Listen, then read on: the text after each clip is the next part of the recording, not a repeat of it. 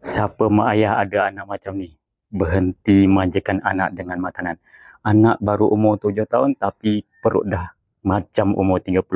Semua sebab apa? Sebab korang lah asyik. Tak apalah dia tengah membesar. Kesian nanti anak lapar. Hello, anak tu bukan membesar sihat. Dia membesar sakit.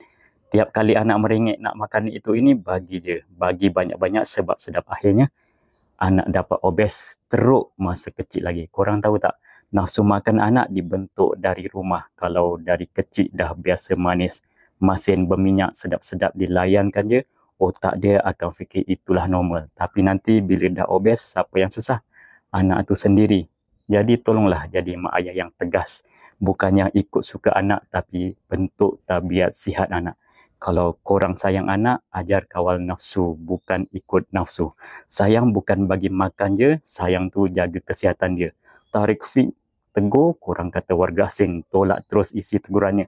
Ni aku warga asli Malaysia tegur, korang nak cakap apa pula?